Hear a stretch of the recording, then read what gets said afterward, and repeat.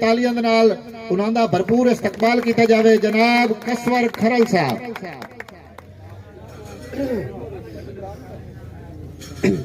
ਬਿਸਮਿਲ੍ਲਾਹਿਰਰਹਿਮਾਨਿਰਰਹੀਮ।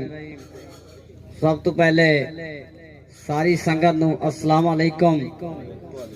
अच्छा संगत एक अजीब जिहा मंजर बन गया है भाई उस्तादा दी कस्टडी च पढ़ना पै गया है ते तुहानू पता जिदा एक नवा जिहा शागिर्द उस्ताद नू सबक सुना ते हालत केड़ी होंदी है ते एक नहीं मेरे सारे उस्ताद मेरे उस्ताद डॉक्टर हाजी बिलाल उनसे मौजूद हैं ते मैं जिस टाइम दा वेख्या ना शहरा ही दाद दी है मजवा नहीं बोलिया ते मेरा साथ जरूर देना है भाई कदी थोड़ी जी इको दी है भाईजान के कदी शहर गरीब दे आवेंदो तैनू फूलां दे हार पवाइया।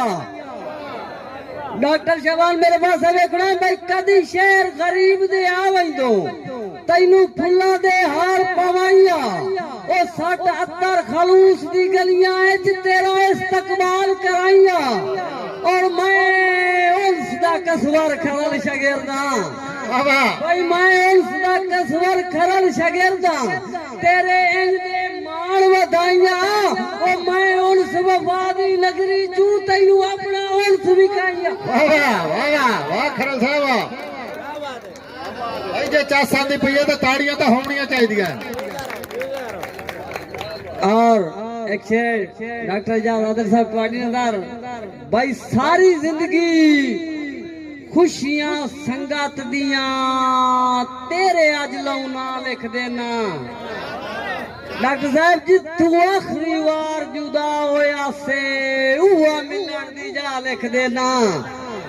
और चिट्टे कसवर खरल दे वाला दा कुछ मेरे पास लिखा है भाई चिट्टे कसवर खरल दे वाला दा ओ कर सजोन हया लिख देना। आए अल्लाह अब्बास दा जामे नहीं तू अके ता सा लिख देना। और सानू माणा जेड़ियां संगतां ते उए सजण मरोड़ के सट गए ओए सदमात दे चढ़दे रावी चेंज खून निचोड़ के सट गए। और सिर शर्म तू कसवर खरल नहीं चाया भाई सिर शर्म तू कसवर खरल नहीं चाया इंज फुल्ला वांग मरोड़ के सट गए ओ जिਵੇਂ बाजरा भुरदा तलियां ते उन्ने वांग मरोड़ के सट गए। और एडा कर नहीं मान बिलपियां दा।